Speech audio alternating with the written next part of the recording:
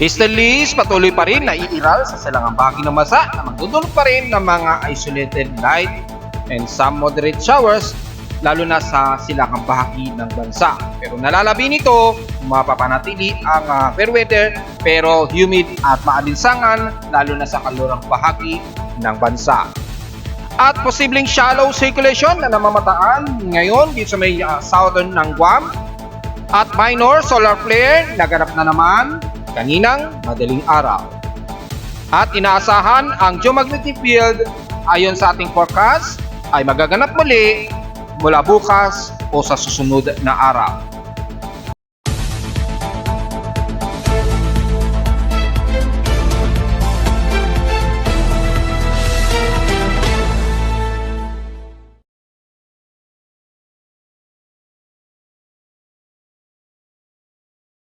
Hello, good morning mga folks. Welcome po muli sa ating Daily Weather Bulletin at Analysis para sa araw ng Sabado, March 23, 2024. Ang oras nating Boys Prime may umaga ay alas 9:24 na ng umaga.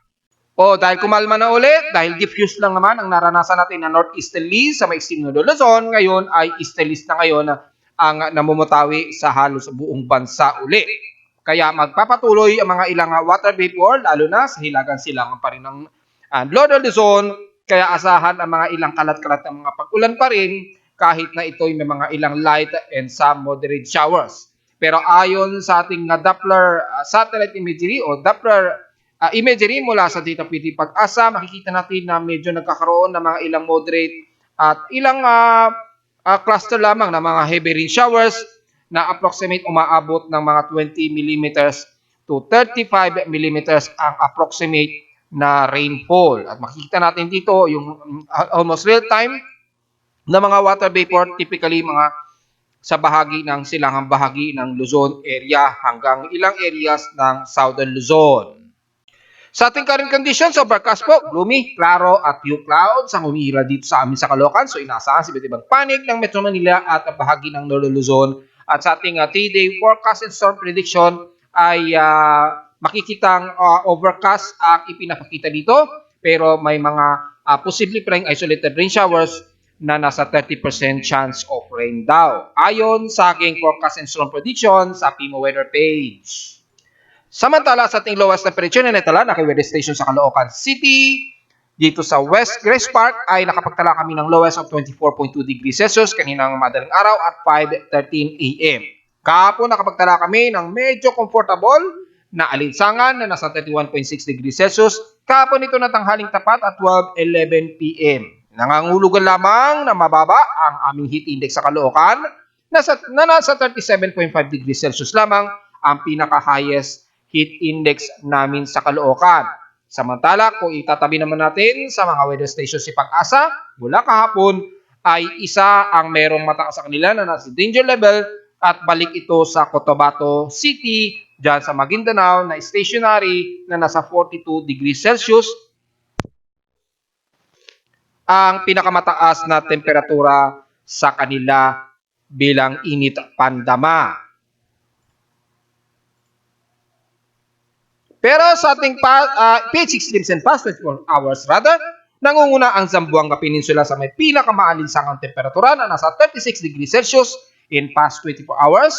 At ang Baguio City naman ay almost stationary. Bahagya lamang itong tumaas ng konti at 15.6 degrees Celsius na pinakamababang temperatura. Sa inulan naman ng Legazpi area, na inulan sila na at least hanggang moderate rain showers na nasa 25 mm ang kanilang total rainfall. Pero kani-kanina lang sa amin sa Caloocan, inulan din kami pero nanatiling ambon-ambon lamang na nasa 0.3 mm lamang ang total rainfall namin. So nanatiling way below normal ang naging pag-ulan sa amin. Ambon lamang ito. So halos wala lang ito mga folks.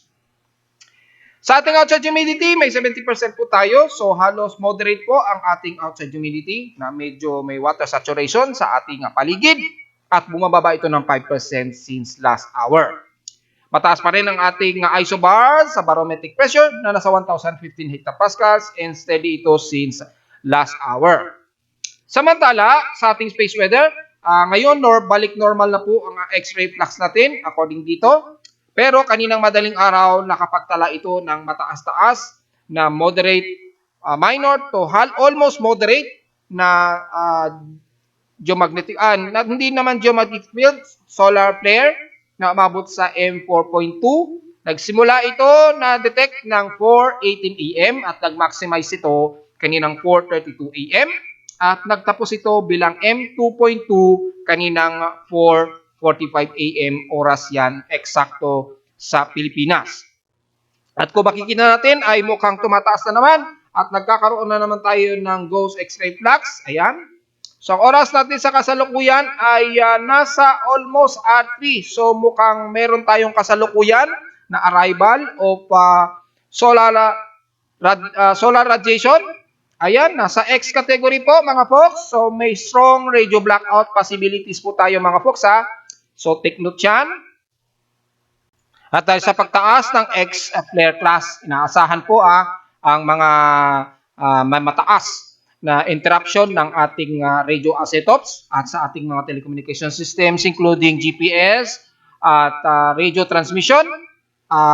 Vice versa po yun At sa ating 3-day KP index forecast at nabanggit na nga po natin kanina na may mga chance pa rin na magpapatuloy ang ating geomagnetic field hanggang March 2025 po. March 25, 2024 rather. At posibleng umabot na naman ito ng KP 4.67 to G1 5.0 KP index. At inaasahan na pagtaas din ng ating radio blackout according dito na nasa 50%. So mataas po. At maaring mag-greater pa ito at umabot nga po sa R3 according sa ating real-time monitoring. Pumasok po sa R3 ito. So medyo mataas po ang tsansa ng radio blackout. So ayan po at nag-update na nga po sa ating space weather dashboard monitoring. Naka-X-flare alert po tayo mga folks. So take note yan. At samantala sa ating high tide and low tide status, may 54 minutes to high tide. So mukhang high tide po tayo ngayong umaga. At kung sisilipin natin yung status ng high tides, kung gaano ito kataas, well, mukhang hindi naman umaabot pa ng 1 meter ang high tide nito. At maximum of 0.3 lamang ang aabutin. So, katamtaman lamang ang taas ng level ng tubig dyan sa pampang ng Manila Bay. However, pwede pong lumayag just in case, lalo na sa mga tahong harvesters natin dyan sa pampang ng Manila Bay. Just in case, or sa Karatig. Typically, mga bandang malapit sa Cavite daw. Yan, malakas po ang harvesting ng mga tahong po dyan. At mga alimango. Nasa moderate din ang ating air quality na nasa 72 index. O to be exact, 22.25 micrograms per cubic meter and particulate matter 2.5. So magmas po tayo mga kababayan ngayong araw at lalo na rush hour po. Since kahapon, so asahan po ang medyo hindi maganda na air quality natin halos maghapon. Sa ating almanak, sumikat ng haring araw kaninang 5:57 AM at inasang lulubog ito mamayang 6:07 PM. Ang ating almost malapit ng mag-full moon at waxing gibbous at 96% illuminated ay sisikat naman ito mamayang hapon at 4:37 PM at kinabukasan na po ng madaling araw naman ito lulubog at 5:13 AM.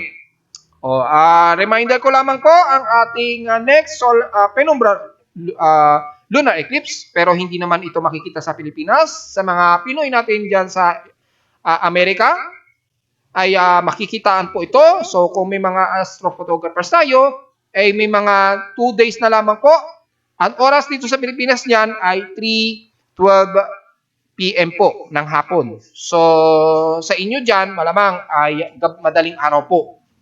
So, abang-abang na lamang po mga folks kung kayo ay nakatira sa US. Pero I guess hindi nyo tututukan yan dahil yung mas tututukan ninyo yung total solar eclipse ng April 8, mga folks. Sa ating local weather outlook, para ngayong Sabado hanggang bukas ng Linggo, magiging partly cloudy po ang ating maghapon. So asahan pa rin ang mga ilang mga pag-ambon-ambon pa rin po na nasa 30% chance po, 29 to 30% chance po na chance ng mga light rain showers. At minsang moderate, lalo na sa silang bahagi pa rin ng Luzon at Southern Luzon. Take note po yan.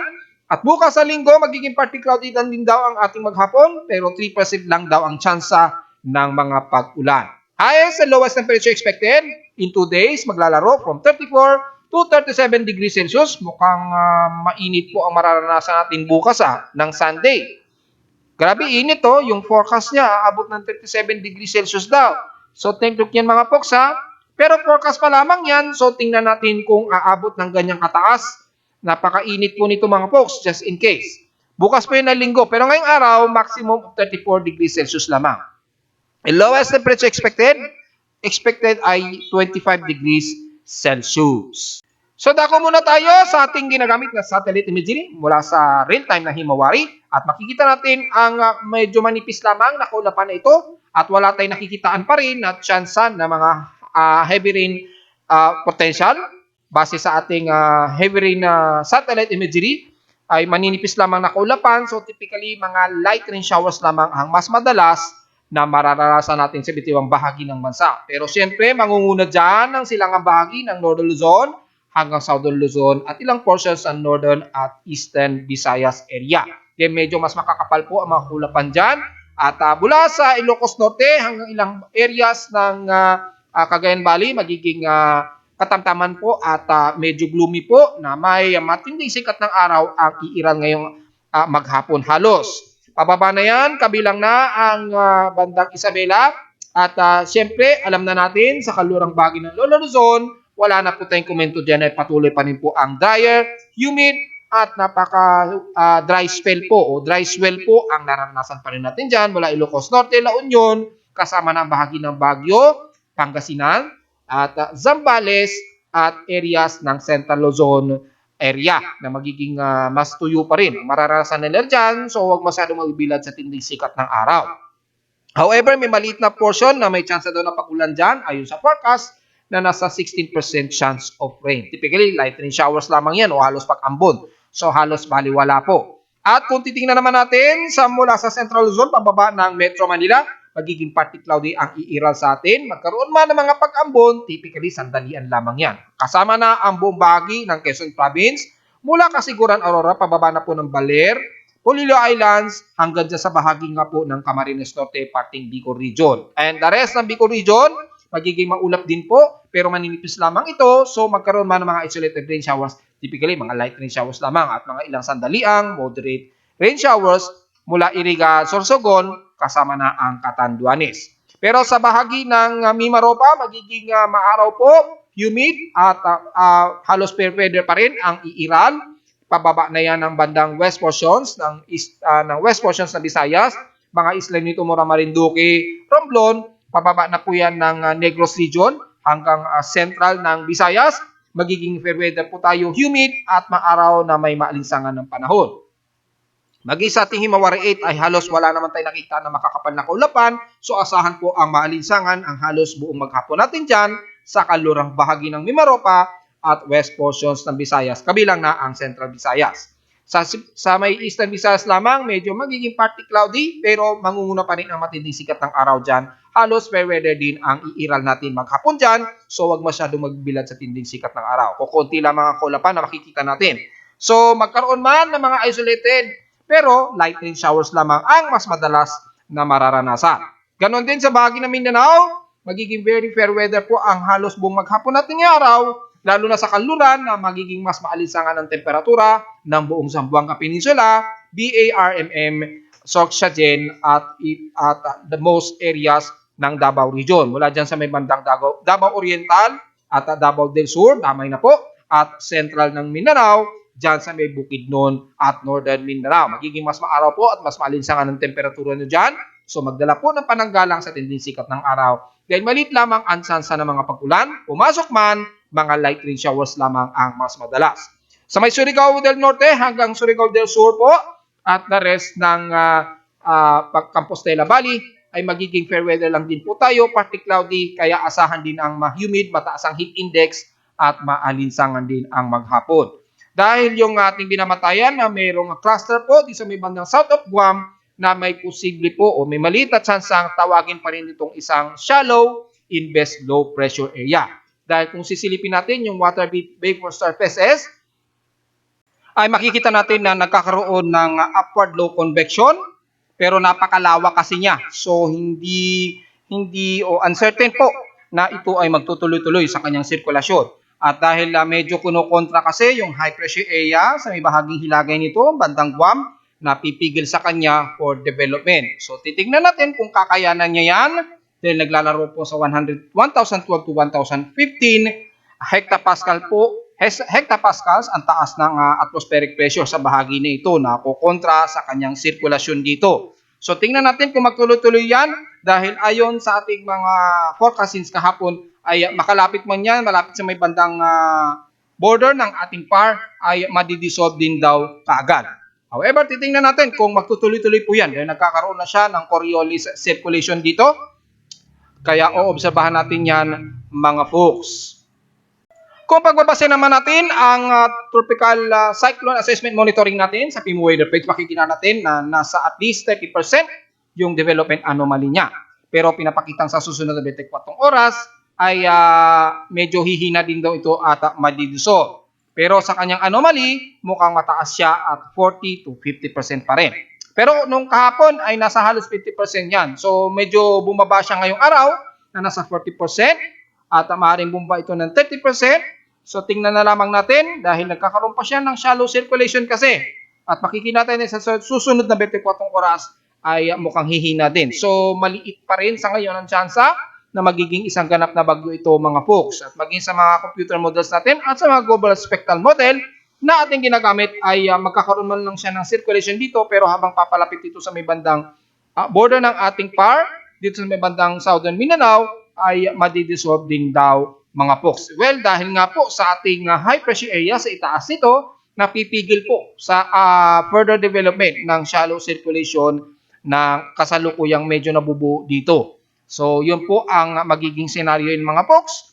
At dahil sa napakalakas po o napakataas ng atmospheric pressure, mukhang sa ngayon ay hindi niya kakayanin maging isang active na low pressure area sa ngayon. Sa mga computer models naman, kung pagbabasehan natin, wala ipinapakita ng mga further forecast ng GFS, ECMWF at NAPGEM. Wala pong nakikitaan. So, ibig sabihin lamang ay mananatiling wala o zero. Bagyo po tayo hanggang sa susunod na po na linggo.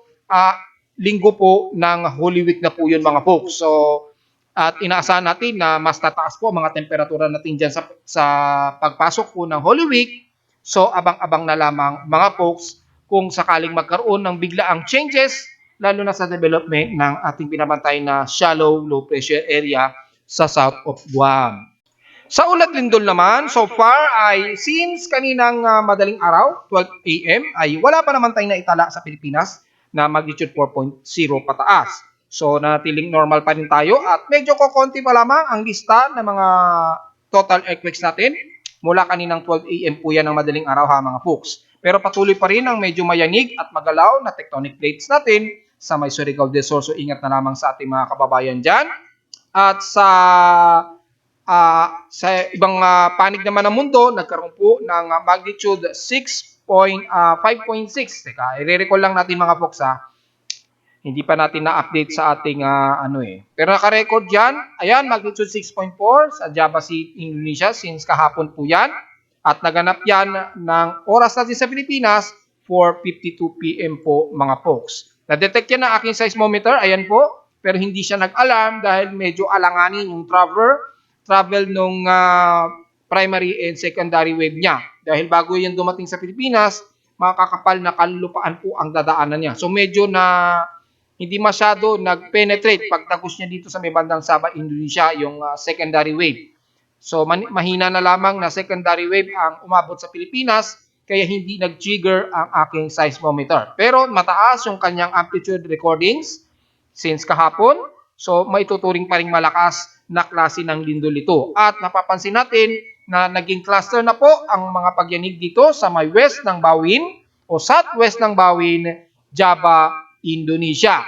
So kung may mga Pinoy tayo na nakatira dyan, ay ingat na lamang po dahil magsunod-sunod na po ang mga pagyanig sa area na yan mga folks ha. So mukhang mas magalaw po yung fault line dyan. Tingnan natin kung anong fault line ang medyo mayanig dyan. Ayaw mag-load ng aking mga fault lines monitoring. Yan. Kung titingnan natin, since walang naka-indicate na fault line sa paligid niya, pero posible dito sa may bahagi nito ng West Nusa Tenggara, yung lines na ito sa may bandang Flores Sea, malamang yung extension, medyo gumagalaw sa area na yan. Or maaaring may vulkan dyan. Hindi natin sure kung merong vulkan dyan sa paligid. Kung sisilipin natin yung satellite imagery, wala naman pong vulkan. So maaaring underwater volcano. Hindi natin sigurado sa ngayon kung underwater volcanoes ito dahil malakas po ang pagyanig. So tingnan na lamang natin mga folks. At walang indication dito ng fault line eh. So posible po na maaaring dito sa may bandang Christmas Island na medyo dito posible ang naging cause. Pero medyo malayo-layo yung extension niya, pero posible pa rin yan mga folks na magkakaroon ng kaugnayan yan sa may fault line ng Christmas Island. Bantay na lamang natin ito maigid dahil medyo marami po at swarming na po ang mga paglindol dyan mga folks. Samantala sa monitoring natin sa ating hydrological monitoring na natiling stationary si Angat Ipo at La Mesa Dam at mukhang tumataas po ng bahagya ang kanilang mga water levels. Mula kay La Mesa Dam, 0.82 na po ang tumaas sa kanya mula 0.81. Kay Ipo Dam ay mula 0.159 kahapon, ngayon ay 0.61 na. Kay Angat Dam ay nanatiling hindi naman tumataas pero at least ay hindi pa rin siya nag-critical. So wala po tayong magiging problema dyan except na lamang itong kay Magat Dam despite na medyo tumataas din ang bagya ang level niya na 0.26 mula sa 0.10 lamang kahapon. So halos sa stationary lamang pero nanatiling very worrisome pa rin tayo kay Magat Dam dahil very below pa rin sa 180.85 meters na critical water level o rule curve level sa kanya na dapat ay hanggang dyan lamang ang dapat na level niya. Pero dahil sa 173.26 po na metro ang kanyang natitirang water reserve ay maituturing pa rin natin itong way below o critically level na dam. Kaya medyo nagtitipid-tipid po ng distribution lalo na dito sa atin sa Metro Manila at dineclare na yan ni MWSS. At narito naman ating 3D 20 weather forecast para sa araw ng Sabado, March 23, 2024.